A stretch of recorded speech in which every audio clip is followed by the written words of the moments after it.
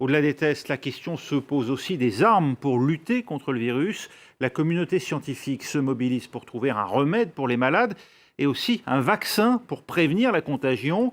Avant l'automne, disait récemment espérer la présidente de la Commission européenne, Ursula von der Leyen, un laboratoire allemand y travaille. Et si ce vaccin existait déjà, et s'il avait même un siècle d'existence? C'est la piste que poursuit une équipe de chercheurs français à l'Institut Pasteur de Lille, où un essai clinique se met en place sous la coordination du professeur Camille Lort, directeur de recherche INSERM à l'Institut Pasteur de Lille. Il est avec nous en direct. Bonjour Camille Lort.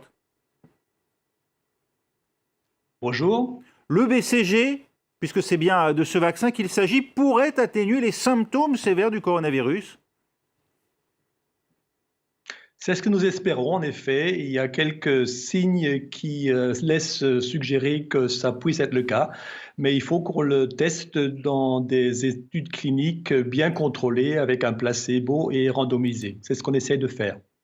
Lutter contre un virus avec un vaccin dirigé à l'origine contre une infection bactérienne, la tuberculose, est-ce que ce n'est pas contre-intuitif? Ça peut paraître bizarre, en effet, mais le BCG est spécial. En fait, le BCG fait partie d'une famille de vaccins qu'on appelle des vaccins vivants. Vous savez qu'il y a deux classes de vaccins, des vaccins inactivés ou non vivants et des vaccins vivants. On s'est rendu compte depuis déjà pas mal d'années que, en fait, les vaccins vivants ont des propriétés immunologiques au-delà de la protection contre la maladie pour lesquelles elles sont en fait construites. C'est le cas pour le BCG, c'est le cas pour le vaccin de la rougeole et pour d'autres vaccins aussi, par exemple. Donc on s'est rendu compte déjà depuis une cinquantaine d'années que le BCG était un très bon moyen pour lutter contre les cancers de la vessie. C'est en fait aujourd'hui un des meilleurs médicaments pour prévenir la rechute des cancers de la vessie quand ils se trouvent à un stade précoce, un stade T1. Et donc tous ces effets non spécifiques qui ont été démontrés aussi pour d'autres infections respiratoires, notamment en Afrique et d'autres études ailleurs dans le monde, suggèrent que le BCG est une arme éventuellement efficace pour lutter contre les maladies respiratoires infectieuses.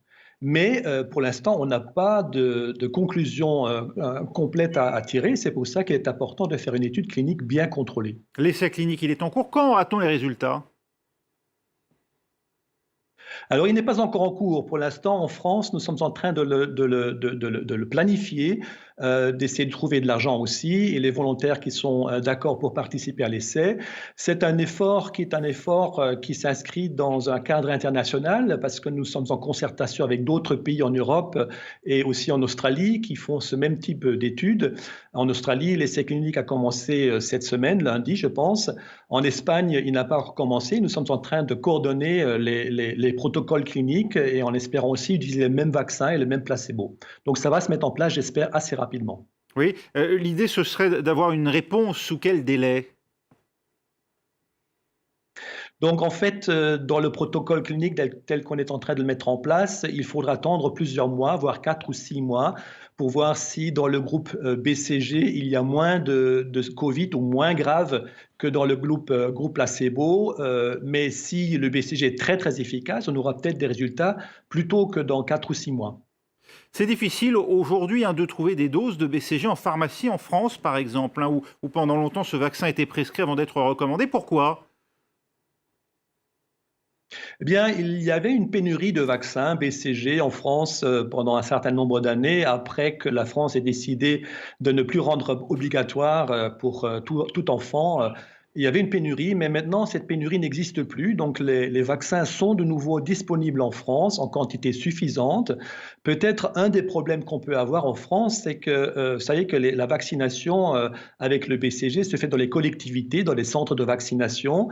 Et malheureusement, j'apprends que de plus en plus de centres de vaccination sont en train de se fermer. Donc, le problème n'est pas forcément la quantité de BCG disponibles, mais la capacité d'être vacciné par des collectivités.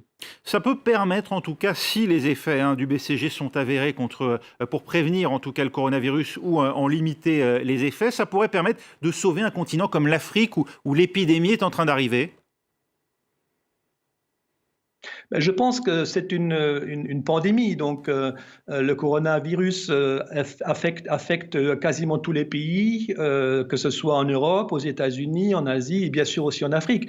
Donc, si on avait des résultats concluants sur un essai clinique de ce style-là, je pense que c'est un vaccin qui pourrait être utilisé dans le monde entier et assez rapidement, parce qu'en fait, c'est un vaccin qu'on connaît depuis quasiment 100 ans, avec en fait des données sur la sécurité qui sont absolument gigantesques. Et on sait bien c'est un vaccin très sûr, mis à part pour les personnes immunodéprimées, et donc il peut être administré très rapidement à la planète entière.